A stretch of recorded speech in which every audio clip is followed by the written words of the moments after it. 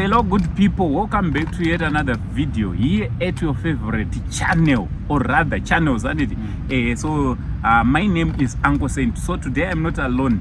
Nasi ndafamba nemfana wangu ndikamutaya wachimbouya mTV mfana wangu.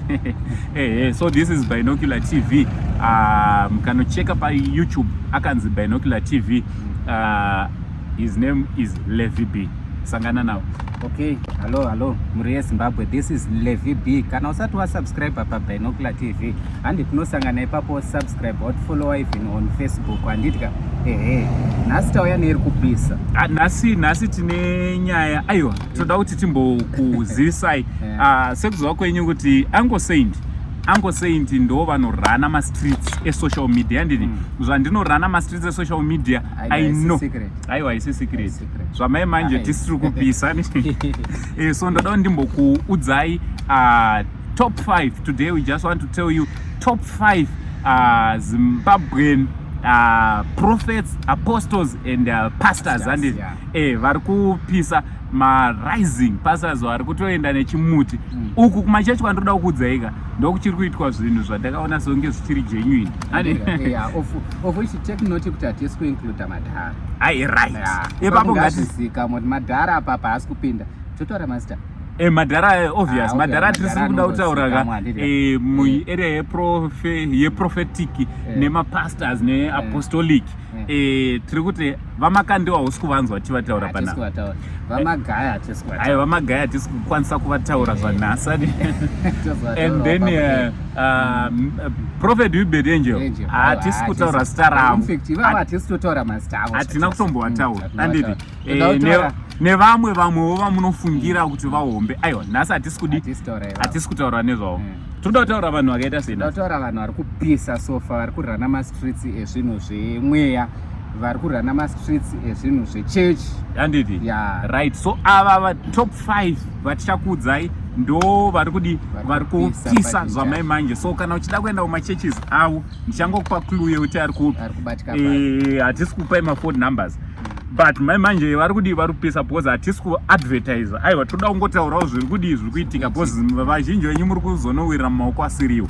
So panumber 5 handiti panumber 5 tomboenda kunonzi kuGlenwood handiti Glenwood vanhu vaiziva tiri papi right. Glenwood uri kuseri kweApway yoti ukaenda kungati uri kuenda kumanyame airbase iri kuseri kokuyo kurira waenda ikokuya mberi kokuya that is kune Glenwood.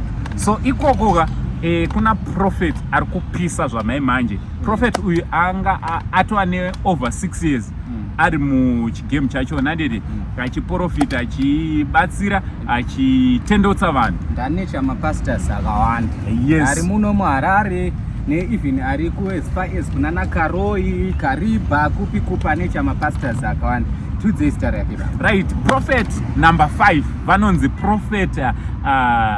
prophet Tinashe Remias Mbewu handiti vanonzi prophet Tinashe Remias Mbewu. So to promise prophet Tiara Mbewu handiti ndo vari panumber 5 zvamai manje murume ari kudi last time vakambotrend right. Last time vakambotrenda ndo vaitrenda vachitaura vachiti zoni hanzi muchadi wakabuda chechi inoyo uchama aiwa havanoti ukabuda chechi hanzi zvimwe zvamunotiitira maprofets chichi uchamamiswa nemademons something like that vataura zita rekumama muchechi sorry for my language akatozoapologiza. So muchinda yeuya uyu aiwa zvamai manje anopisa ari kutungamirirwa nemwenje ari panumber 5. So panumber 4 panani panumber 4 pana anonzi prophet Arthur Hagin.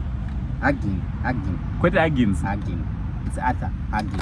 All right. So prophet Arthur Huggins vanowani Hagin aiwa uchiri kutoita titi Huggins ka nyaya yekuti zvemweya zviri mari zvakawanda zvakakura saka Arthur Huggins. So prophet Arthur Huggins is one prophet anowanikwa ku Avondale handiti anobatira ari muguta reHarare in Avondale. So this prophet aunganidza chaunga sterek and achiri wechidiki handiti maprophets atiri kukudzai vese most of them are 30 years under 30 under 30 I think one ndiye ari pamusoro pechi most of them under 30 So Prophet Arthur Huggins aiwa ari kumhanya nebasa raMwari achiita basa mazvo kuti kuAvondale musambozvinetse kutsvaga kumwe, tsvagai paAvondale shopping center pepe munomuona anonzi Prophet Arthur Huggins. Anditi seri kwaSamura chakupai prophet wenyu neprofet wenyu ikoko. So handei panambani panamba 3 right. Panamba 3 pana anonzi iyani Edward Israel Chinyunyu anonzi Chinyunyu right. Vanonzi Prophet Edward Israel Chinyunyu right. Prophet Israel Chinyunyu manje ai Chinyunyu anditi murume ari kusimuka zvisingaiti ane makore futi ari muchigemu chachona chekuparidza, achiunganidza vanhu, achiprofita, achibatsira vanhu, mweya wavanhu vazhinji ichibatsirika. Kozi chimwe chinhu chandodawo kuudzai, ndinoda kuti unogona kuita muprofita wekuchinhonga tsono zvekudaro, but kana zvinhu zvako zvisina mweya waMwari wedhi hauribe baba, una kwaunoriwana wedhi tinongozokudza kuti wakopera wedhi rega rinokurambira zverudzi handiti. So ava vanowanikwa muna Cameroon. Tichangokupai clue chete, hai ndisu zokudzai papi munotsvaga mega kana mazoda. So mutown muCBD muroad inonzi Cameroon handiti ndo mavanooneka. Is one man who is rising zvekutodaro. I think pakaitwa inonzi pakaitwa crossover handiti vaiva ne over 5,000 vanhu vavakaunganidza panzvimbo 1 over 5,000. So panoungana vanhu over 5,000 it's not a joke handiti. So ayo munongozosvagirawo mega kana kutsvaga I don't know, but muna Cameroon ndo mavanopindira panumber 2. So panumber 2 let me announce handiti kuti panumber 2 yeah. So panumber 2 this man ari panumber 2 is one man wandoziva zvakanyanya kuti munomuziva. Why? Because he's a man anoticha handiti strength yake ka pamaprophets ese andira kuudzai nhasi ka murume we strength yake iri pateaching, and the teaching yake most of the times inotopwidza healing. Chaanoita murume uyu ka anosimudza faith yemunhu handiti chinda kwako kuita zvinhu mukati mako, kotanga kuita zvinhu mukati mako ivo handiti.